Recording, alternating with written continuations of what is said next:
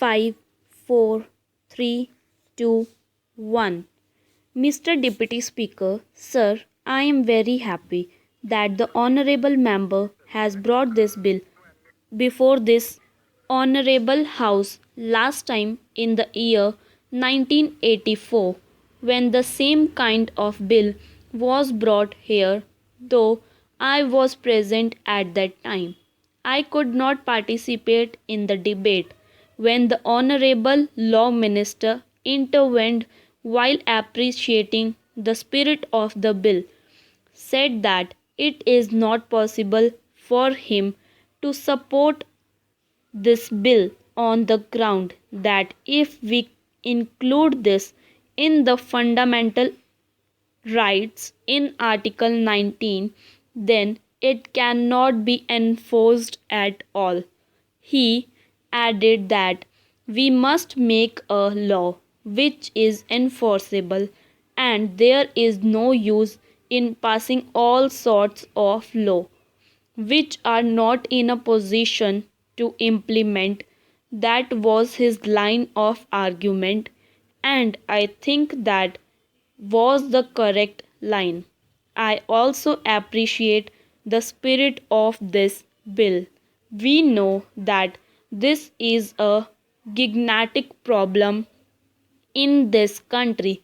It is most unfortunate that 60 years after independence, we are not in a position to provide jobs to our young people.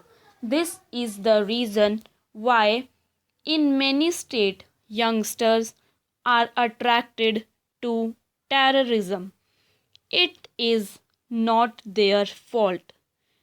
It is our fault because we are not providing jobs to them. We are not providing any assistance to them, at least to live. That is why these youths are misguided by some people. Because of economic pressures, they are being attracted to these things and they are joining such movements. It is a very fundamental issue when we are thinking of terrorism or any other problem. It is also a law and order problem. Ultimately, an economic problem is also a law and order problem.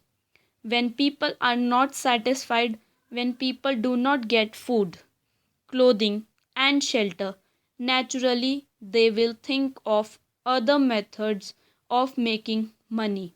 That is why crimes are going up. In the very capital city of Delhi, we find every day that crimes like robbery, dacoity, murder, and other crimes are going up. So, it is very essential for us, for the government, to see how best we tackle this problem. There are so many methods.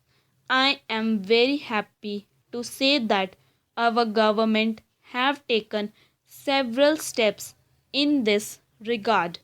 When we go through the report of the Rural Reconstruction Ministry, we see that many steps have been taken. It is not possible for the cities alone because about 70 to 80% of the people live in rural areas. If you tackle the rural unemployment problem, I think you will be able to solve the ultimately problem in the cities also.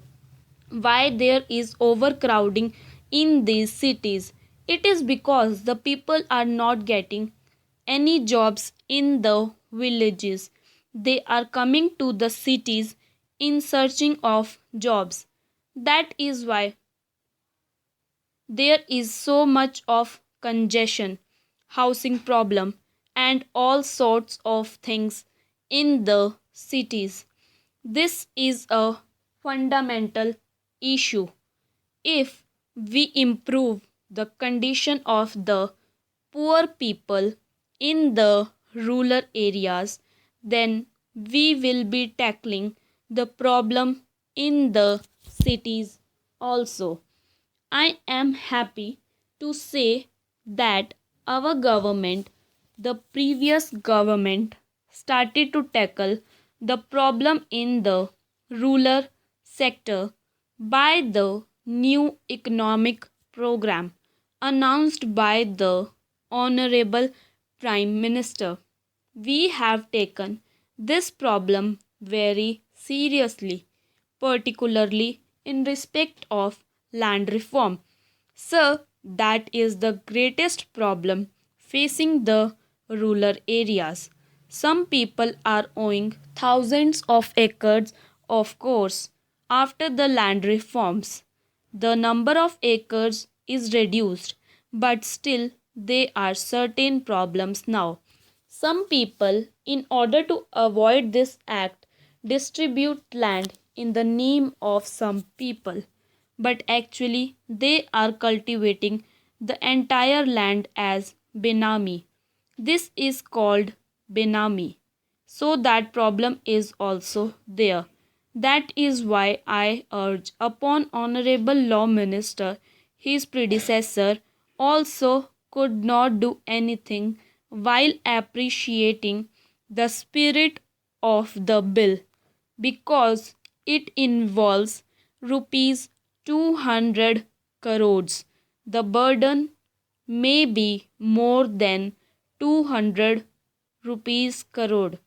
It may be a few thousand crores of rupees.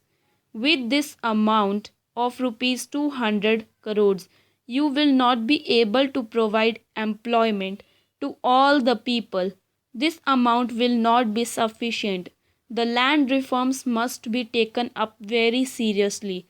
If you tackle this problem, I think you will be able to solve the problem of unemployment to some extent. The poorer people, who are the agriculture laborers, the Harijans, and the backward people, who are the laborers of the landlords, should be given the land, about 4 or 5 acres each. After giving this land, if you provide water, electricity, and other inputs, then I think they will be able not only to cultivate that land but also raise their income sufficiently. In that way, we will be able solving this problem. Apart from that, after the land reforms, when they get 4 or 5 acres of land, these poor people can also promote dairy farms, poultry farms, and grow all sorts of vegetables also.